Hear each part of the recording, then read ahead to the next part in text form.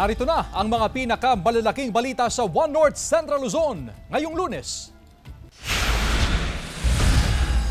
Driver nasawi matapos mahulog sa bangin ang minamanehong trailer truck sa Banggi, Ilocos Norte. Landslide na itala sa Cannon Road. Mga motorista pinag-iingat. Uy! Presyo ng mga produktong petrolyo may rollback bukas. Magkano kaya? At kulay asul na ahas, saan kaya nakita?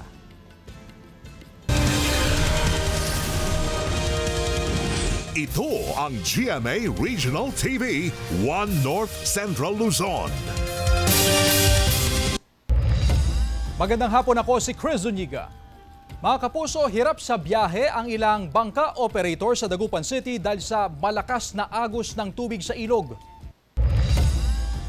Kaya naman mahigpit na binabantayan ng Dagupan City RRMO ang antas ng Sinukalan Pantal River dahil sa tuloy-tuloy na pag-ulan. Nakatutok CJ Turida. Apektado raw ang kabuhayan ng ilang bangka operator sa Barangay Pantal, Dagupan City dahil sa nararanasang masamang panahon. Bihira raw ang mga sumasakay sa bangka ngayon. Takot silang sasakay kasi malakas yung agos ng ilog. Pero may ilan pa rin nangangahas sumakay para mas malapit ang biyahe at makatipid sa pasahe. 5 piso ang pasahe ng bawat pasahero.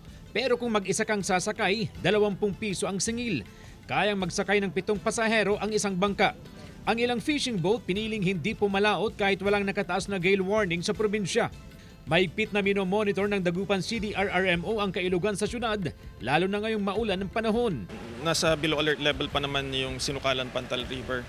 And yun nga po yung binabantayan din po natin. Dahil sa pag-ulan, may binabahang bahagi ang mga barangay na malapit sa ilog. Pero manageable naman daw ang baha. Hindi lang makalabas ang tubig dahil sa kawalan ng drainage. Samantala, umabot na sa above normal ang antas ng ilang kailugan sa Pangasinan. Sa 6:30 AM monitoring ng PDRRMO, nasa above normal level na ang Marusay River sa Calasiao at Balingkaging River sa Mabini. Patuloy ang river monitoring ng PDRRMO. Ngayong nararanasan ang tag-ulan na bunsod ng habagat. Kasama si Henry Duminsil, CJ Torida, One North Central Luzon. Pinag-iingat ng otoridad ang mga motorista dahil sa naitalang landslide sa bahagi ng Cannon Road sa Tuba, Benguet. Ang detalye sa report ni Jasmine Gabriel Galban. Sa video na ito, makikitang naipon na ang mga sasakyan sa loob ng tunnel sa bahagi ng Cannon Road sa Camp 6 na sakop ng Barangay Camp 4, Tuba, Benguet. Napatakbo pang ilan dahil sa nahuhulog ng mga bato. Bandang alas 7 kagabi nang mangyari ang landslide sa lugar. Agad nagsagawa ng clearing operation ng otoridad. Sa ngayon, possible naman na sa mga motorista ang Cannon Road. Pero inirekomenda ng otoridad sa mga motorista na dumaan na lang muna sa Marcos Highway. Sa pagsa Cannon naman, open. Kaso nga lang, you need to sobrang precaution kasi nga marami pa rin naguhulugan ng mga bato. Sa Itogon, Benguet naman, hindi pa rin pinapayagang makapasok sa tunnel ang mga minero. Ngayong patuloy ang pag-uulan bunsod ng habagat. Tuloy-tuloy pa rin ang clearing operation sa Camp 3, Sitio Akupan sa Barangay Virac. Sa dami ng ulan na parang nakikita na namin na marami pang bababa na mga tubig at saka boulders, bato kasi naglalandslide na yung bundok. Ininspeksyon na rin ng otoridad ang mga barong-barong na tinutuluyan ng mga minero sa lugar. Kasama si Jing Dakanay, Jasmine Gabriel Galban, One North Central Luzon.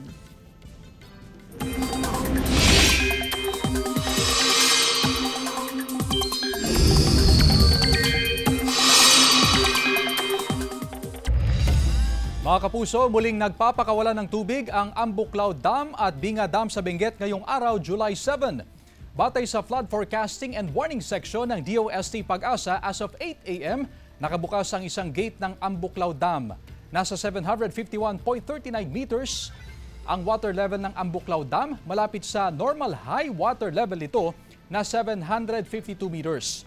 2 gates naman ang nakabukas sa Binga Dam at nasa 573.45 meters ang antas ng tubig dito. Pinag-iingat at pinapaalalahanang maging alerto ang mga residente sa lugar na malapit sa mga naturang dam at sa mga dadaanan ng tubig na inilalabas ng dam. Pumasok ulit sa Philippine Area of Responsibility ang bagyong Bising kagabi pero agad ding lumabas sa PAR kaninang madaling araw. Ang sentro ng bagyo huling namataan sa layong 605 kilometers hilaga ng Itbayat, Batanes. Kumikilos ito pahilaga sa bilis na 35 kilometers per hour. Ayon sa Pag-asa, tutumbukin ito ang East China Sea at bahagyang magbabago ng direksyon pakanluran bago maglandfall sa Eastern China. Wala nang epekto sa bansa ang bagyo pero patuloy na magpapaulan ang habagat sa ilang bahagi ng bansa. At base sa datos ng Metro Weather, may tsansa pa rin ng ulan sa Northern at Central Luzon. Posible ang malalakas sa ulan sa ilang bahagi ng Cordillera, Ilocos Region at ilang bahagi ng Central Luzon. Kaya may tsansa pa rin ng baha o landslide. Posible rin ang ulan sa ilang pang bahagi ng bansa.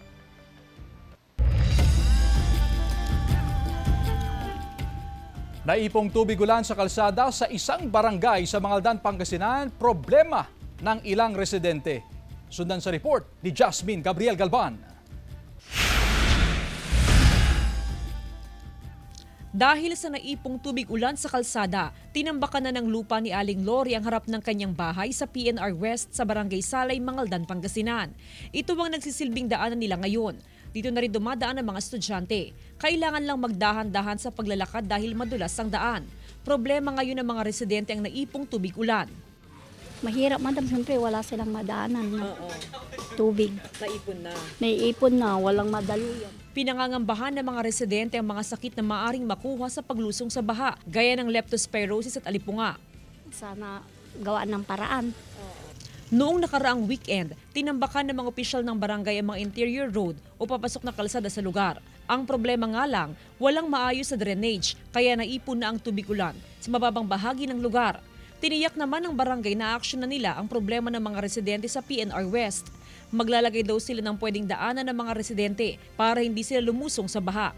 Nag-uusap kami nung session namin, sabi ni Kap, i-allocate natin ang budget, pataasin natin at saka lagyan ng drainage.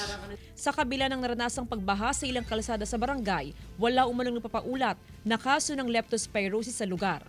Kasama si Jing Dakanay, Jasmine Gabriel Galban, One North Central Luzon.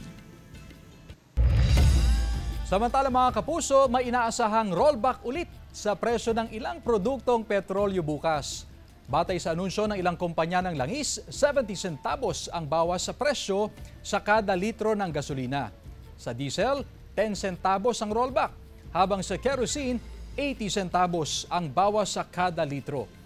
Ayon sa Department of Energy, isa sa mga nakikitang epekto ng rollback ang umiiral na ceasefire sa pagitan ng Israel at Iran.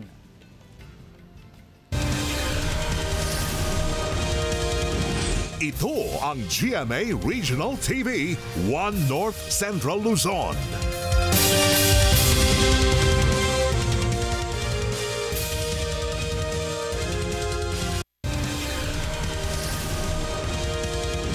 Ito ang GMA Regional TV, One North Central Luzon. Mga magsasaka sa Benguet apektado na dahil sa nararanasang pag-uulan dulot ng habagat. Makibalita tayo live kay Jasmine Gabriel Galban. Jasmine?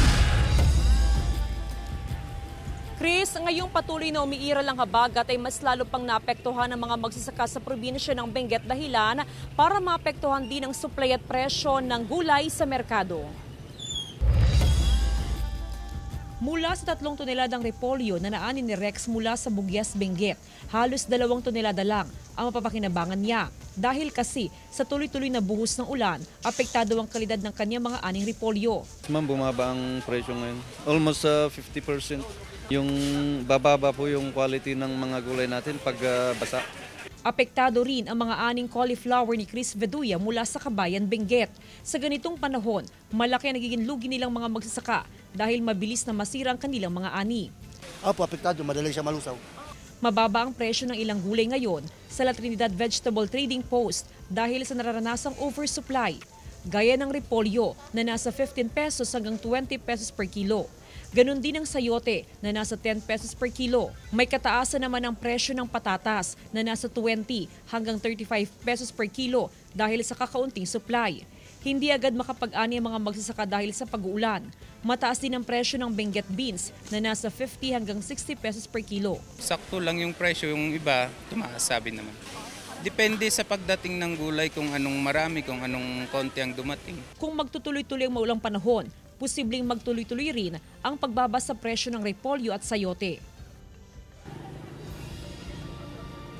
Chris, dito naman sa Mangaldan Public Market ay patuloy din tumataas ang presyo ng ilan sa highland vegetables, gaya na lamang ng carrots at maging ng patatas. Ang carrots sa ngayon ay nasa 50 hanggang 70 pesos per kilo at ang patatas naman ay nasa 50 hanggang 60 pesos per kilo. Ganun din, Chris, yung native vegetables o yung mga lowland vegetables kung saan ngayong panahon nga ng tag-ulan ay talagang naapektuhan din yung supply ng gulay kung kaya tumataas din ang presyo ngayon ng native na vegetables. Actually, kukonte yung makikita natin na supply ng native vegetables sa mga pamilihan. Dito sa Mangaldan Public Market, ang presyo ng sitaw ay nasa 100 pesos per kilo. Ang talong ay nasa 120 per kilo, habang ang palaya naman ay nasa 100 pesos per kilo. Chris? Maraming salamat, Jasmine Gabriel Galban. Samantala nasunog ang ilang pwesto sa Sangitan Public Market sa Barangay San Isidro, Cabanatuan City, bandang alas 7 kagabi. Halos walang naisalbang mga paninda at gamit ang mga may-ari ng tindahan dahil wala ng tao sa tindahan nang mangyari ang sunog. Kanya-kanyang pagsasaayos na lamang sa kanilang pwesto ang mga tindero para makapagtinda muli at makabangon mula sa sunog. Wala namang naiulat na nasaktan sa nangyaring sunog. Patuloy ang investigasyon ng BFP upang matukoy ang pinagmula ng apoy at kung magkano ang halaga ng mga nasunog. Mga gamit lang po namin ng mga timbangan, lalagyan ng gulay.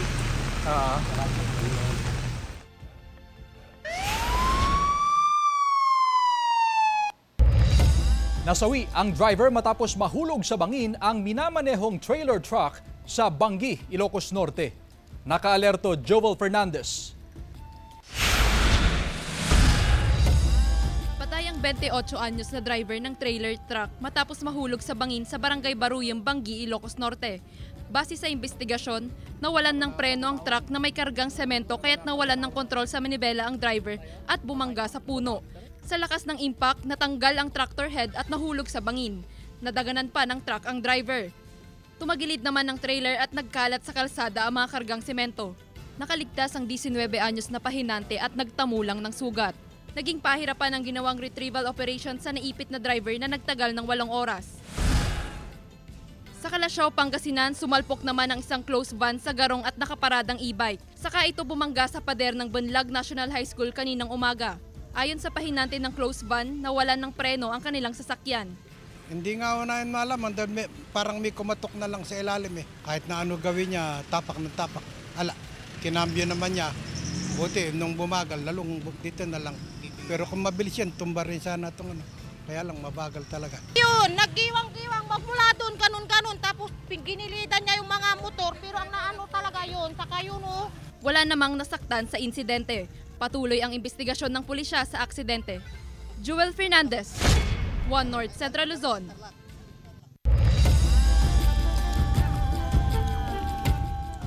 Dagupan City LGU patuloy ang pakikipag-ugnayan sa DPWH para sa agarang rehabilitasyon ng Karoonan Creek. Narito ang report. Ganito ang sitwasyon sa Karoonan Creek sa bahagi ng Barangay Poblacion Weste, Dagupan City. Hindi nawawala ang baha dahil sa high tide na sinasabayan pa ng ulan. Perwisyo ito sa maraming residente roon. Batid ng lokal na pamahalaan ang problema.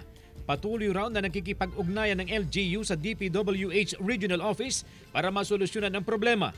This week, I think they will finalize it. Darating sila itong linggo. Kasi problema talaga yan. Naghain na rin daw ng ilang resolusyon ang Sangguniang Panlungsod upang makahingi ng suporta sa DPWH Central Office. Samantala, puspusan din ang trabaho sa pinatataasang PNR Road sa Barangay Mayombo. Isinara na ang kalsada sa mga sasakyan para matapos agad ang proyekto. Kabilaan ng drainage system na nasa 1 metro ang lalim. Ginawa ito upang masolusyonan ang baha sa lugar. Para po din sa mga estudyante na nagbo-board dito pa. Para hindi sila masyadong mahirapan. Binibilisan naman namin. Kaya lang, siyempre, pag mga ulan, Tapos nag-high tide, mahirapan tayo. Pero tatapusin natin yan. Uumpisahan na rin ang Phase 2 ng Bahaing Arzadon Compound sa parehong barangay ngayong linggo. Magpapatuloy rin ang Operation Sitio o pagtatabon ng lupa sa iba pang bahaing lugar sa lungsod. Kasama si Henry Duminsil, CJ Torida, One North Central Luzon. Samantala, inilunsad ng PhilHealth ang Z-Benefit Packages para sa piling orthopedic implants sa Ilocos Training and Regional Medical Center sa San Fernando City, La Union. Layunin ng programa na matulungan ang mga kwalipikadong miyembro at kanilang dependents na may orthopedic conditions sa operasyon gaya ng knee replacement, hip prosthesis at iba pa.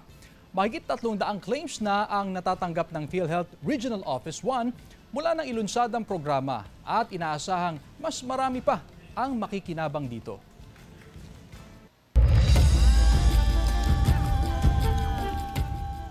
Mga kapuso, it's officially D-Day! Mapapanood na mamaya sa telebisyon ang Kapuso Revenge drama series na Beauty Empire. Ready ka na ba sa pinakamagandang laban? Starring Barbie Forteza, Rufa Gutierrez, Kailin Alcantara at Gloria Diaz.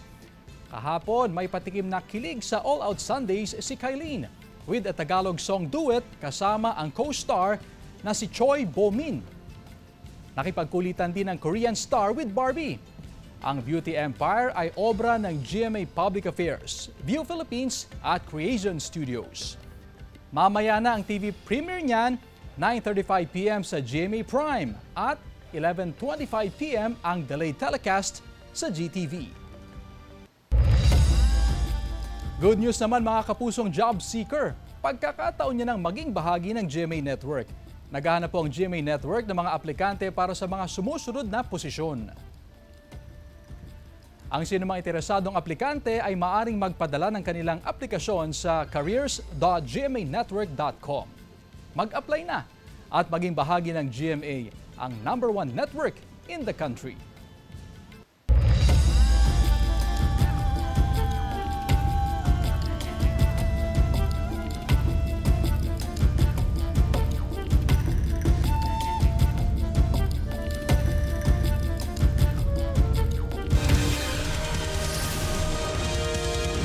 Ito ang GMA Regional TV, One North Central Luzon.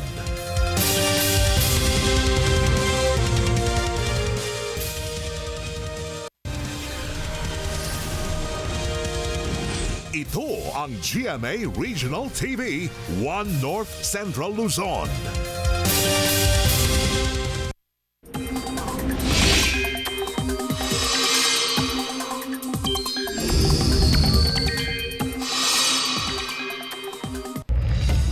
Malakas na buhos ng ulan ang naranasan sa ilang lugar sa Hilagang Luzon na nagdulot ng pagbaha at pagguho ng lupa nitong weekend. Sa Hungdungan, Ifugao, nagkaroon ng landslide sa bahagi ng National Road. Humambalang sa kalsada ang mga bato at lupa kaya hindi madaanan ng mga motorista. Agad na nagsagawa ng clearing operations ang mga otoridad. Ayon sa Pag-asa, hanging habagat na pinalakas ng Bagyong Bising ang nagpaulan sa ilang bahagi ng Hilaga at Gitnang Luzon, kabilang na ang Cordillera Administrative Region. 4 na PMA cadets inireklamo ng kapwa kadete nila dahil sa pangmamaltrato at paghasing umano sa kanya. Tutukan sa report. Isang kadete ng Philippine Military Academy ang nagreklamo ng pananakit at umano'y hazing sa kanya ng ilang kapwa kadete. Ang PMA, sinabing sinaktan nga ang biktima ngunit hindi raw iyon itinuturing na hazing. Nahaharap sa reklamong paglabag sa Republic Act 8049 o Anti-Hazing Act of 2018 ang 4 na kadete ng Philippine Military Academy o PMA matapos ireklamo ng kapwa nila kadete. Nagpunta sa aming tanggapan, particularly sa Station 4 yung isang kadete upang maghain ng reklamo laban sa mga kapwa niya kadete dahil umano sa pag-hazing, pagmamaltrato sa kanya. Ayon kay Police Major Marcy Maron, batay sa salaysay ng biktima, ilang beses nangyari ang pananakit sa kanya noong 2024. Binubugbog daw siya, especially kung nasa loob ng barracks. Noong September 29, which hindi na niya nakayanan, yun nga, na-hospital siya. Na-transfer siya sa Viluna Medical Center where he was confined there noong October for several days. Sabi ng pulisya, lumabas nitong June 30 ang medical discharge ng nagreklamong kadete. Lumabas sa investigasyon ng PMA na sinaktan nga ang biktima pero hindi raw nila ito itinuturing na hazing. These were caused by their classmates venting out their frustration on their squad mate, which because they believe the performance of their classmate is affecting their squad. The incident does not fall under the legal definition of hazing as stated in the Anti-Hazing Act, which requires acts of violence or abuse to be committed as part of the admission process in the organization. Gayunman, naparusahan na raw ang mga sangkot na kadete. The involved cadets were given appropriate punishments depending on the degree of their participation. The Philippine Military Academy has a strict zero tolerance on maltreatment and hazing, and such acts has no place in our institution. Nirerespeto rin daw ng Academy ang desisyon ng pamilya na magsampa ng reklamo laban sa mga sangkot na kadete. The victim still retains his right to file a case in civilian court should he choose to do so. Nasa Baguio Prosecutor's Office na ang reklamo at inaalam kung may basehan para maglabas ng warrant. CJ Torida, One North Central Luzon. Tiniyak ng DECORP na matatag ang supply ng kuryente ngayong tag-ulan. Sundan sa report.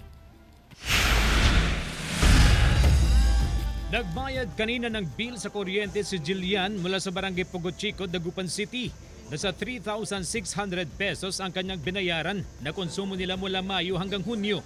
Nasanay na raw sila sa pagtitipid sa kuryente, lalo't marami silang appliances sa bahay. Pag hindi na po siya ginagamit, pinapatay na po namin, lalo na ngayon dahil tag-ulan. Yung aircon po namin is naorasan po namin siya, so pag malamig na, pinapatay na po namin.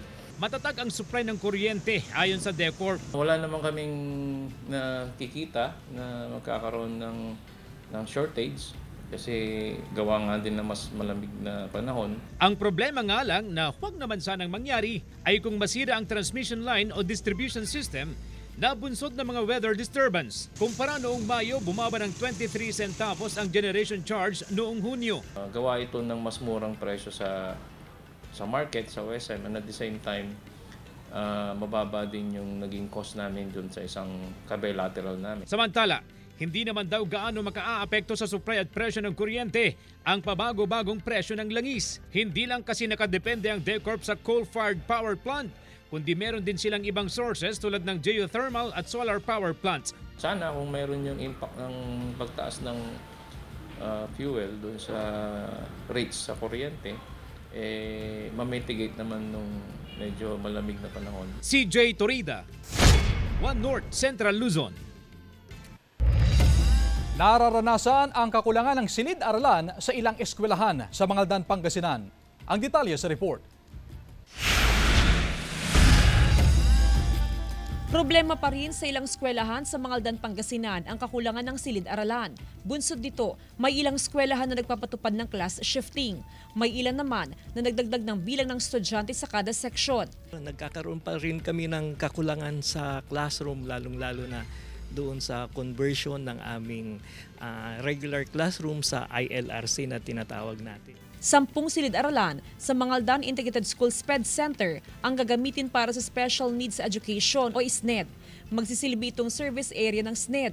Nagtayo ng makeshift classroom sa paaralan ang DepEd para may magamit ang mga grade 7 at grade 8 students. Ito ang covered court ng eskwelahan at para mapunan ang pangangailangan sa classroom at maiwasan yung shifting sa klase ay ko-convert ito sa silid-aralan ng mga estudyante.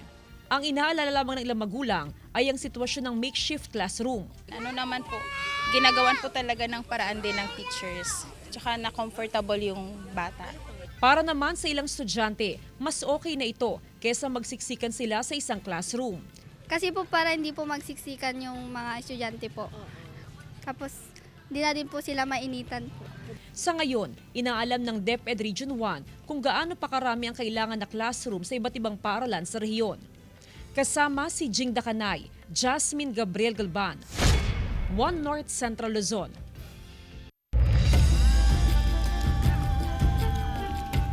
Sa in-upload na video ni Leo Agustin Hade, kita ang isang kulay asul na ahas na gumagapang sa batuhang bahagi ng Badayan, Bugyas, Benguet.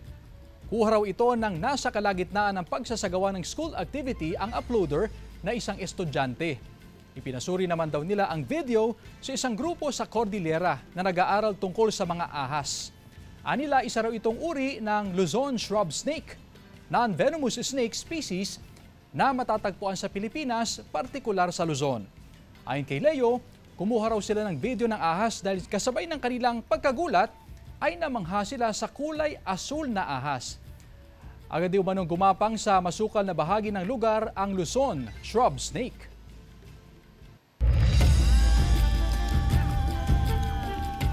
Bigger, more unique, at bongga. Yan ang dapat abangan ng kapuso o nating mga kapuso sa GMA Gala 2025. Less than a month to go, mangyayari na ang engrandeng pagsasama-sama ng Kapuso Stars at iba pang showbiz personalities sa iisang okasyon. Ang chika ng event stylist ng GMA Gala this year na si Gideon Hermosa, totally different ang nalalapit na gala sa past GMA Galas. Kabang-abang yan dahil sineselebrate this year ang 75th anniversary ng GMA Network. Mangyayari ang GMA Gala sa August 2.